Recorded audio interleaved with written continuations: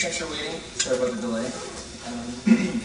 So the work that I'm going to be talking about today is some stuff that was inspired by, indirectly, by some reticopic mapping experiments that we've been running.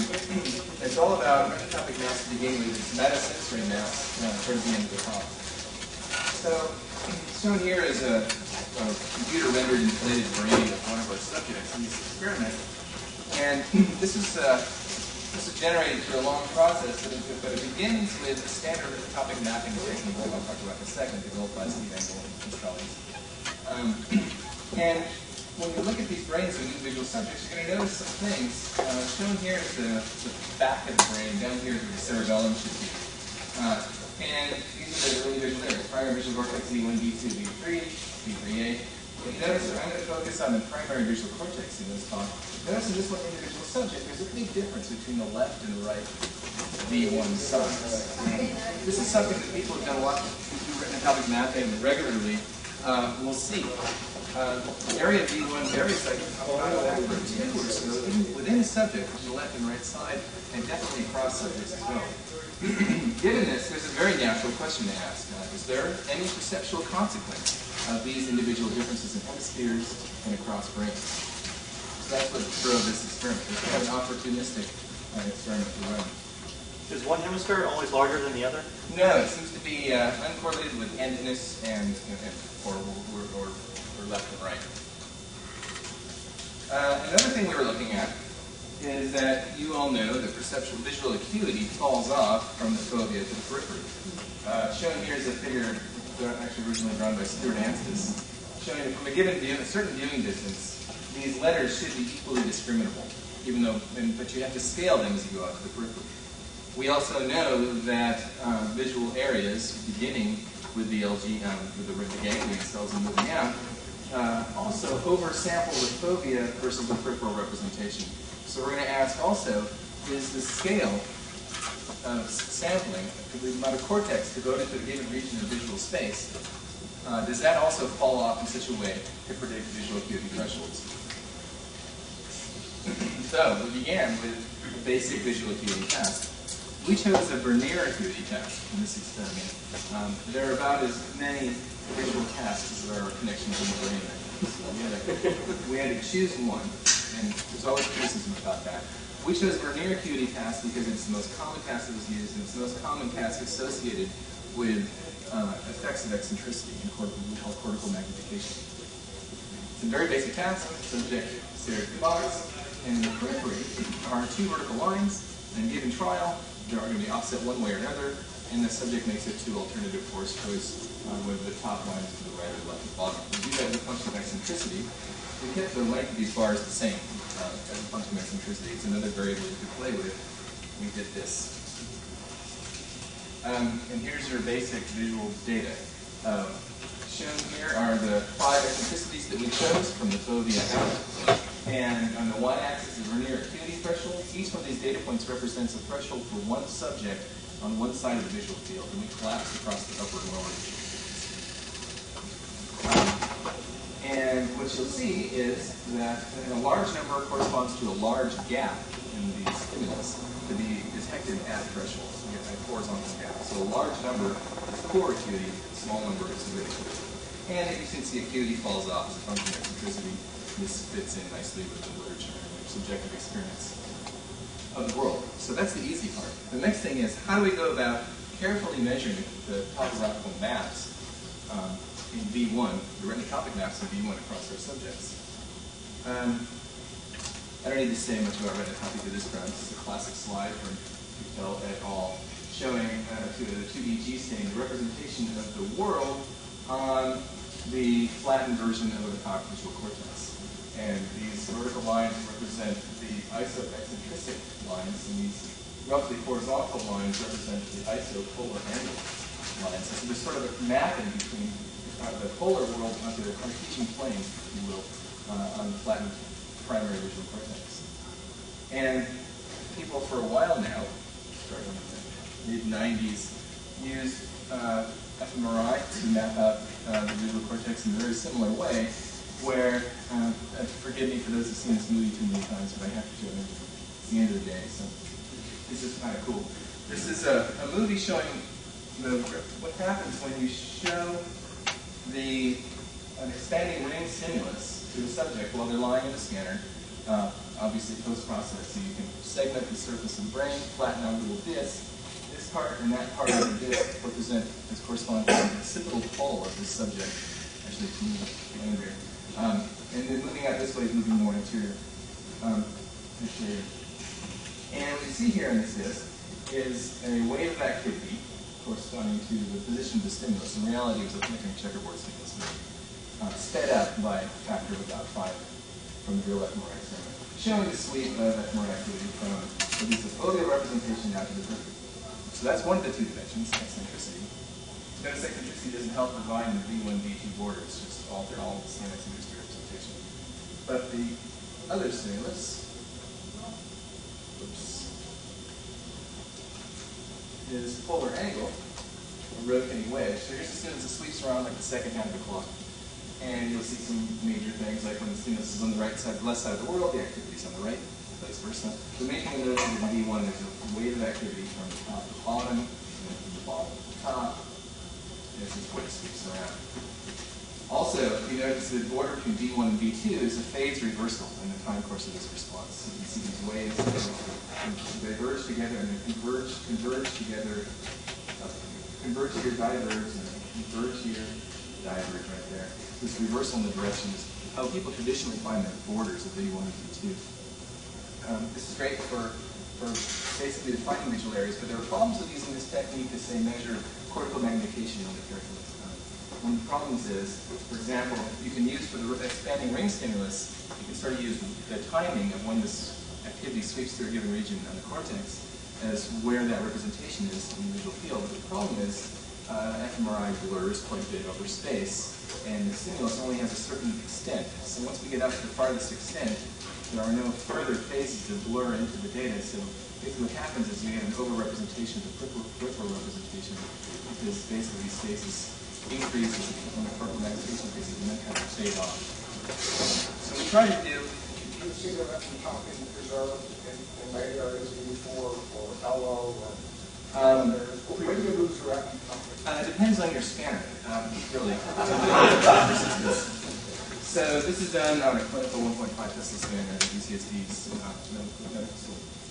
and the newer 3 Teslas we've been using. So these ones, it starts fading off the left over before. On the high field 3T scanners now at UCSD, we've been able to get putative V8, they call it, and there's other stuff. You can see some weird stuff in the parietal lobe, which we never saw before. But we focused on V1 part, where you could put this in the next week. Okay. So anyway, we went back to basics to measure the topic rate and copy very carefully. We went back to the world's most boring fMRI experiment you could do, which is to have subjects fixated in the center with a stimulus on a fixed eccentricity on and off in classic clock design, and then figure out where that activity happens, where the response volt signal happens within the flat representation. We did that for a variety of eccentricities, and also for 2 different polar angles, the vertical low tie and the horizontal low tie. So that maps out as just a very boring way, but it avoids these artifacts in the temporal phases. And then, so now you have this big data set. How do you combine this information across these separate scans to describe the topology of the subject's primary visual cortex? Here's my computation code. It turns out there's a nice way of representing the shape of the primary visual cortex with respect to the real world. And it's a conformal mapping technique provided by Eric Schwartz. All it is a log Z transformation in a complex domain. So you take an x plus y value here in the real world, you add a real constant to it, this logarithm, add another multiply times a scaling constant, you end up with a point on the cortex. And all it does is map these lines to these lines of the same color. It's really elegant. Presumably the real primary visual cortex is shaped exactly like this, but we used this template, just a few free parameters, to kind of come up with a cartoon version of the subject's cortex.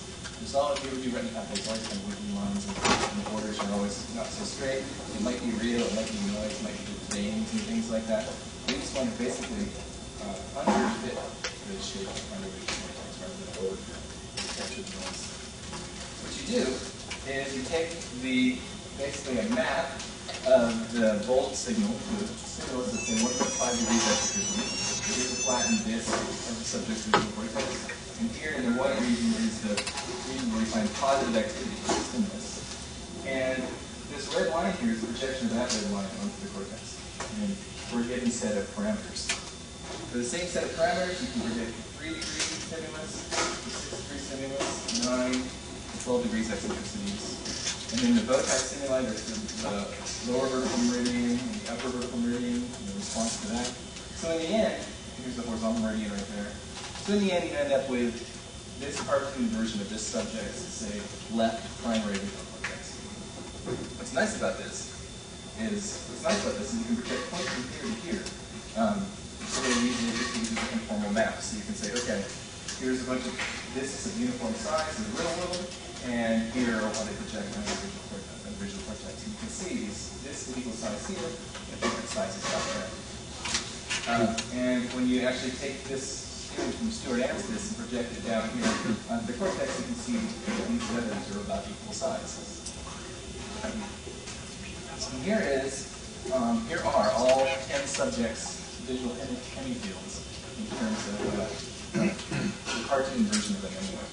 And what you can see here is that there's a lot of variability. Some subjects have this really big right and small left, and vice versa. And so now the final question is, how do these changes correspond to, these differences correspond to visual acuity differences? What you can do is simply measure the size of these disks. So here's a disk of 1 degree radius, you calculate the area of that disk in the cortex, and that is basically the measure of crystal magnifications of that disk. And so what we have here is big disks here near the fovea, small disks out here in the periphery, and so this is basically showing how the representation of the visual field drops off as you go up in the periphery. Each one of these corresponds to the subject's left and right hemispheres. And now we can go ahead and compare the data sets together.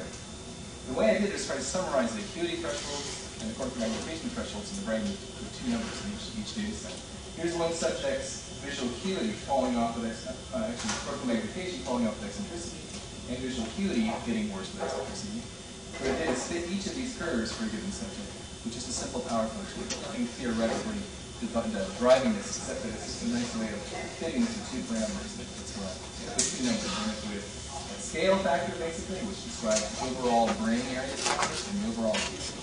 Also, a exponent which shows how fast things fall off of eccentricity in both dimensions. So now if we correlate that number with that number across all of our subjects. Here's the correlation for the overall scale parameter, where the x-axis is the overall cortical area, so the overall size of the V1. The y-axis is the overall acuity thresholds. We get a significant correlation here. So subjects with larger primary visual cortex also have better visual acuity overall. The other parameter describes how things fall off at eccentricity after already accounting for the overall size. Another interesting significance. That also correlates strongly. You sort of think this is an independent measure of the first. First one accounts for area, next one accounts for how things change. And these ones, basically what happens is subjects that have visual acuity that falls off really rapidly with eccentricity also have primary visual cortex's representation of the world also falls off rapidly with eccentricity. So both of these things correlate significantly, and the probability of both of those correlating independently is going on quite low. And so Rob made the leap and jumped up to another sensory area, the primary somatosensory cortex, and asked the very same question. We find the same sort of correlations up there. So here's your standard homunculus in the primary somatosensory cortex. You see these in all the text. And the hand representations is right up here. And the digit representations actually fall anterior and posteriorly along this way.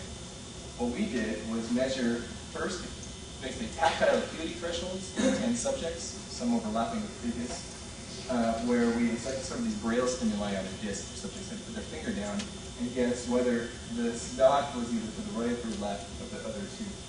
And you can spin the disc around and basically do a staircase procedure to get the threshold for 80% correct. And you get, for each of the 4 fingers, we ignore the thumb, each of the 4 fingers you see this acuity threshold drops off with finger. This looks familiar, right? It's just like sort of like from fovea to periphery in the visual system. And then go ahead and map the somatosensory cortex now. Here's this guy's somatosensory cortex flattened under a disc.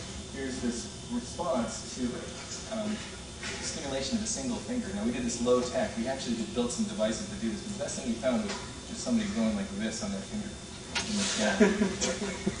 as long as they alternate between two fingers, the activity on the other side of the brain is constant. So this is like the low tech experiment. Here's the largest response. That's a dirty secret.